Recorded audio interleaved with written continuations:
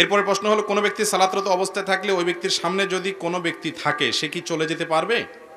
আমি সালাত আদায় করতেছি, এই মুহূর্তে একজন ব্যক্তি আমার সামনে আছেন, তিনি লজ্জায় যাচ্ছেন না, এই মুহূর্তে আমার তাকে দেখে খুশু নষ্ট হয়ে গেল, কারণ ব্যক্তির কষ্ট হচ্ছে বিধায় আমি তাড়াতাড়ি সালাত আদায় করলাম, কাজটা কি ঠিক করলাম?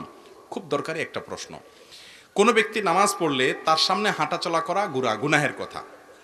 তার সামনে হাঁটাচলা করা কিসের কথা ভাই?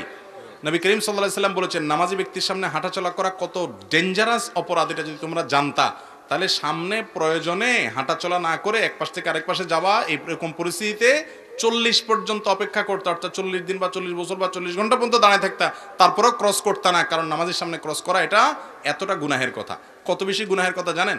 হাদিসে আসছে, নবী করিম সাল্লাল্লাহু আলাইহি সাল্লাম বলেছেন, তোমার নামাজের সামনে যদি কেউ হাঁটতে যায় ওর সাথে লড়াই করো, এটা শয়তান। লড়াই করো মানে হাত দিয়ে তাকে অন্তত বাধা দাও।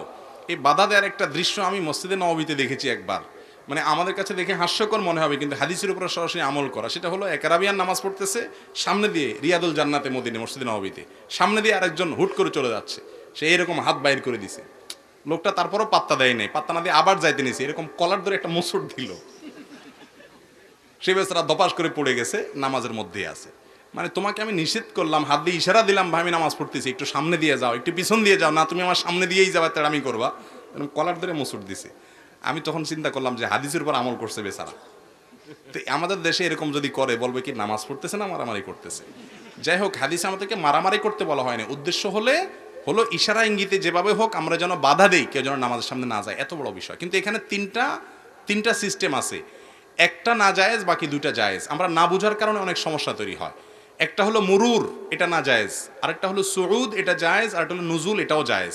মুরুর কোনটা? হাদিসে মান মাররা বাইনা ইয়াদাইল মুসাল্লি এরকম আসছে, মুসল্লি বা নামাজি ব্যক্তির সামনে যদি ক্রস করেন সেটা নিষেধ। ক্রস কোনটা? নামাজি এই লেভেলে আছে, আপনি এই পাশে আছেন, এই পাশ থেকে আপনি ওই পাশ গেলেন, তাহলে এটা ক্রস হলো। অথবা আপনি এই পাশে আছেন, সেখান থেকে এই পাশে গেলেন, তাহলে এটা কি হলো? ক্রস হলো, এটা নিষেধ। নামাজির ঠিক বরাবর সামনে আপনি বসে আছেন, একদম বরাবর স্ট্রেট, তাহলে আপনি যদি উঠে আস্তে করে এক পাশে চলে যান, ডানে বা বামে, এটা কিন্তু নিষেধ না, এটাকে বলা হয় নুজুল, নামা, চলে যাওয়া। আরেকটা হলো সুউদ। সুউদ কোনটা? নামাজি ব্যক্তি নামাজ পড়তেছে, আপনি তার সামনে বরাবর যে দাঁড়াবেন, হয়তো জামাত শুরু হয়ে গেছে, ঠিক তার সামনে জায়গাটা ফাঁকা আছে, তাহলে আপনি ডান থেকে বাম থেকে বরাবর তার সামনে গিয়ে দাঁড়ায় গেলেন, ক্রস করলেন না। ক্রস বুঝছেন তো? মানে এক পাশ থেকে আরেক পাশে যান না, ঠিক তার সামনে বরাবর গিয়ে দাঁড়ায় গেলেন, এটা কিন্তু নিষেধ না, এটা হলো সুউদ। হাদিসে শুধু মরুরটা নিষেধ, অর্থাৎ ক্রসিংটা নিষেধ, কিন্তু সামনে থেকে পেছনে কিংবা পেছন থেকে সামনে বরাবর দাঁড়ায় গেলেন, এটা নিষেধ না, কারণ এটাতে মনোযোগে নষ্ট হয় না। সামনে থেকে এক পাশ থেকে আরেক পাশে আসা যাওয়া করলে সেটা কি হয়? নামাজের মনোযোগ নষ্ট হয়, এই জন্য ওইটা নিষেধ।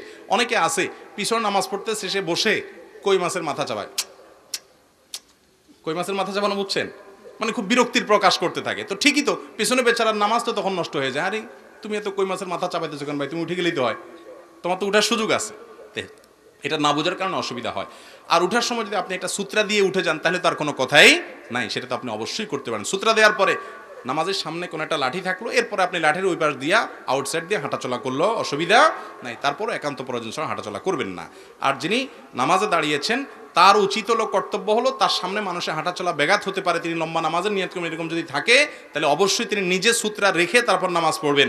হাদিসে নির্দেশ আসছে, কেউ যদি নামাজ পড়ে সে কোনো কিছুকে সামনে রেখে নামাজ পড়বে, যাতে করে মানুষের চলাচলে অসুবিধা না হয়, এটা তারও কর্তব্যের অংশ। আর যারা চলাচল করবেন তারাও এই বিষয়টাতে অ্যালার্ট করবেন। অনেকে আছে এটা খেয়াল করে না, মসজিদের মাঝখানে বিসমিল্লাহ আল্লাহু আকবার দাঁড়ায় গেছে, মানুষ কেমনে চলাচল করবে না করবে কোনো হুঁশ দিস নাই, এটা দায়িত্ব জ্ঞানহীনতার কাজ। তারও কর্তব্য সেভাবে দাঁড়ানো। যদি কোনো ইমাম তাকবীরে তাহরিমার পর সানা না পড়ে কেরাত শুরু করে, ওই ইমামের পিছনে নামাজ পড়া কতটা যুক্তিসঙ্গত? ইমাম সানা না পড়ে যদি কেরাত শুরু করে, মানে আল্লাহু আকবার বলেই শুরু করে দিয়েছে আলহামদুলিল্লাহ রাব্বিল আলামিন, আপনি বুঝতে পারছেন যে ইমাম সাহেব সানা পড়েন নাই, তাতে নামাজ হয়ে যাবে। কিন্তু নিয়মিত যদি এরকম করেন তাহলে এটা ইমাম সাহেবের কোনো ভালো গুণ না। ওই ইমাম সাহেবকে নসিহত করা উচিত যে হুজুর, নামাজের মধ্যে প্রতিটা সুন্নত আদায় করলে নামাজটা পারফেক্ট হয়, পূর্ণতা পায়, আপনি কেন অপূর্ণাঙ্গ রাখবেন, তাকে বুঝাবেন। তারপরে যদি তিনি না করেন আপনার নামাজ হয়ে যাবে, কোনো অসুবিধা নেই, ওনারও নামাজ হয়ে যাবে। কারণ সানা পড়াটা ফরজ না ওয়াজিব? নামাজের মধ্যে শুরুতে সানা পড়াটা ফরজ না ওয়াজিব? সুবহানাকাল্লাহুম্মা পড়া কি ফরজ?